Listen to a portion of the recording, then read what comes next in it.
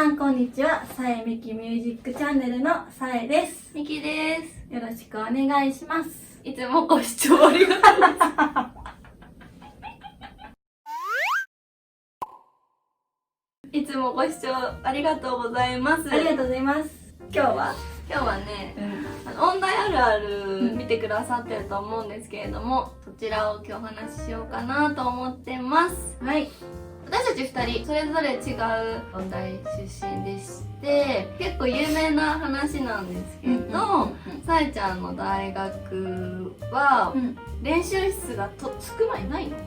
ほんと少ない。人数の割にすごい少ないから場所が確保できなくて、もうみんな廊下で1メートル1メートルぐらいで並んで練習するっていう光景が毎日でした。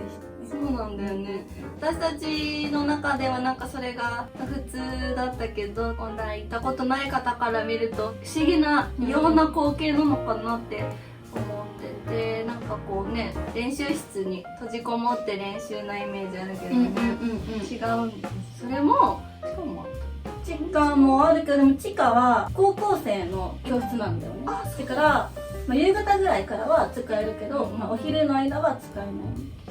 今さ、改装したから、そう、もしかして綺麗になってるし、レッスン室も増えたかもしれない。あ、そうなんだ。私たちの大学時代は廊下でひたすら練習だったみたいな。あれって前の音がすごい聞こえるから、果たして意味があるのかっていう、みんな疑問に思って。あ、意味ある練習なの？そう。それってあれなの？弦楽器も管楽器も入り混じってるの？なんかすごい変なイメージなんだけど。入り混じってたかもしれない。そう、なおさらなんか練習の意味ね。入り混じってたかな、忘れちゃった。もし今もその大学でさ練習してたらソーシャルディスタンスとか言われてさ、離れなさいとか言われるのかな。かわいそう。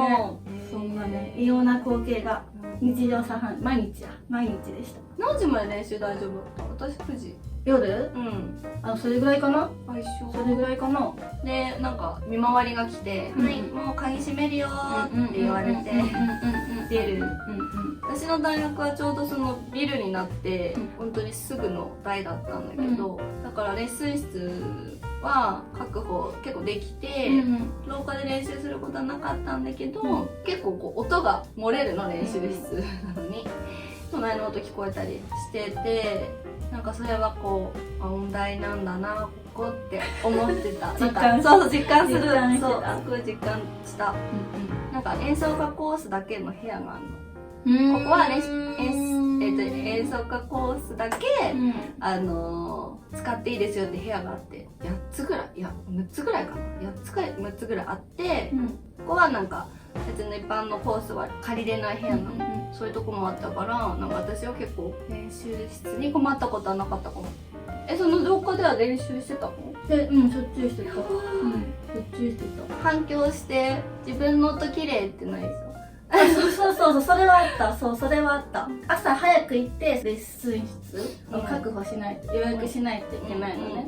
それを勝ち取ったものだけがレッスン室で練習できて、あぶれたものは廊下で練習してました。あぶれたらみんなどうしてんだろうね。なんか今うちの大学結構人数がいるみたいで、結構練習室取るのが大変。廊下で練習はいなかったの？いなかった。ダメみたいな。廊下で練習はダメだったね。でもどこの大学も人数少ないって言わない？なんか東京音大は多いね。確かに東京音大多いね。最初の方多いね。確かに。新しい校舎になったし、東京音大はすごいイメージだった。校舎も多いもんね。すごいよね。お金あんだね。はい、そんな感じで、私たちが大学時代は廊下で練習するなんか音大のそのなんか高貴なイメージからかけ離れた練習スタイルがあったというお話をいただきました。本日もさえみきミュージックチャンネルご覧いただきましてありがとうございました。いいね、チャンネル登録よろしくお願いします。お願いします。じゃあね、バイバイ。